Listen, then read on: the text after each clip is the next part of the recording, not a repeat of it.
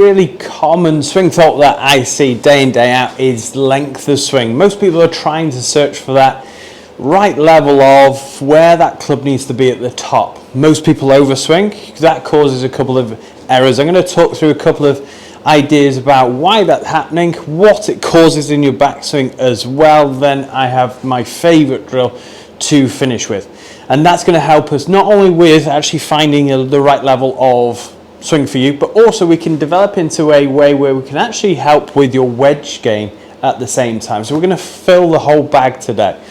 So when we see a swing and it goes over the top in terms of length, we'll see that this club head will be parallel to the ground, potentially quite far, maybe even further this way here and past your left foot at the top. Now from this position we're going to have to make some compensations. We've got to get that club head back to the ball and try and get your hands forward at the same time as well for good ball striking. But if it's here and we turn our body, that club has to then get faster as you come through. Usually we lose the angles, we cast that club out. That's going to cause low point problems and also club face control problems at the same time, which then obviously is going to develop some sort of miss with your game. Now ideally where we're trying to get to with this club head is that at the top of the swing it's going to be over this left foot. It doesn't need to go as far as that, you know, depending on how flexible you are. But for general golfer working day in, day out, being in the car a lot, we're not going to be that flexible. So this swing here is going to be enough. Now this will feel super short. However, what that allows us to do is apply better impact positions, which actually delivers appropriate speed at the ball. It becomes easier to get that ball going where we want it to go as well. Usually when we get the longer swing, we either over-rotate the hips, over-rotate the chest. We could even break down the arms as well. So if you get into a position where this left arm becomes bent, these are all common faults when we're trying to get an appropriate length of swing. Now, one of the easiest things I could say to you when you're trying to change your swing is just go shorter. Feel like it's half swing. I had someone recently that we were talking about trying to do half swings. His full swing was somewhere around about here, and we were doing half swings just to get a feel for a swing. His half swing was exactly the same but different in terms of it was half speed. So when you're doing this, key thing is to have feedback. We either have things in the way or we have video evidence that that swing is becoming shorter. Then from there you can develop a feel for what it's actually like to have a shorter swing.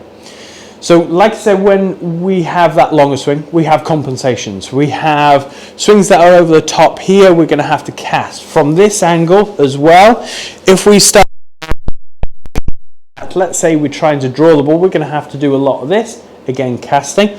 Or we go long and we start turning early, we start swinging over the top as a result. If we can get you in a position that's somewhere around about here, that allows us to apply that speed at the ball. So positional wise, like I said at the start, we want to have the club head somewhere over your left foot from this angle. And if you ever film your swing, which I think is really important to have feedback, is when you're taking the swing back, club head above your hands. We don't want it disappearing here. This helps us with wrist angles, arm position, all good stuff that allows us to get better impact. So I'm going to introduce a move for you, which is my favorite drill for a lot of reasons. One is swing length, two is connection, three is rotation as you're coming through. All you're going to do is grab yourself on the alignment stick and you want it to be at 90 degrees. So if you look at it like this, and it's going to stay in here. We want that to stay in there as much as possible at the same time as well. So when you're in setup now, you're going from setup and you've literally just gone from here to here. From there, this is going to give us a guide of where the top of your swing needs to be. Because it's physical, because it's giving us feedback, it gives a real good idea when and if your swing is shorter. So as you're taking it back, as soon as your left arm touches the alignment stick, that's as far as you need to go. Now what happens with a golf swing, because when we're swinging this club back, the momentum actually creates a heavier weight of club, you are going to go further than this. But this is to develop a real good feel of what actually a shorter swing looks like.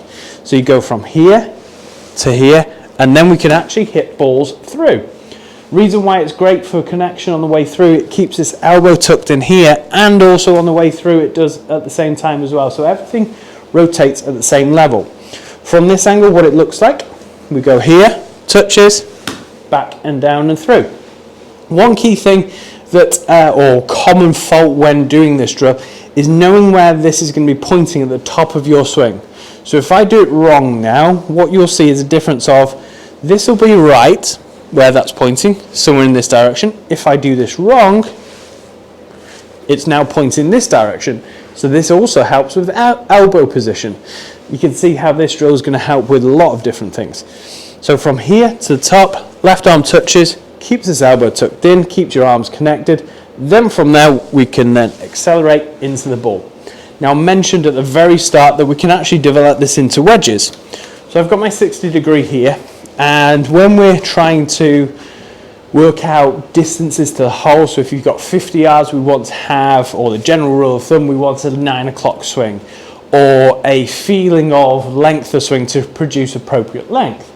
Now to create a consistent length of swing, we need feedback again, which goes back to this alignment stick. Now if I've got my 60 degree in my hand, and let's say I want to hit it, this generally goes, let's say 70 yards on the full, or as full as I want to hit it. If I want to hit it 50 yards, I've got to take a bit off it. Now if that's my full swing where that alignment stick's there, I can knock this down a couple of centimeters, somewhere around about there, which is going to make this a little bit shorter, which then, same thing, it's now a shorter swing.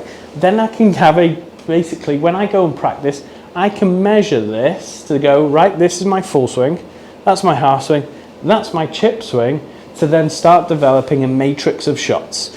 If you can get in a habit of going from here, knowing how far this goes, you can also do it lower down. As soon as that left arm touches, you can start developing a real good feel of those lengths of swings. Really good drill to do, and it gives you that feedback that you need to be able to produce a swing. Then from there, you can then have a practice session where you have that alignment stick in the way all the time, which then allows you to go, right, let's pull it away and let's see if I can replicate that same move, and let's see if it reproduces the same distance as we want at the same time as well. One last thing is that if it's difficult, something's going wrong. Take it slower, go half swings in terms of half speed. Then you can develop a feel of what it's like to get in position at the top here, and then utilize your body to get through at impact. But great drill for not only the full swing, but also for the wedges, to really build a scoring game for your approach game.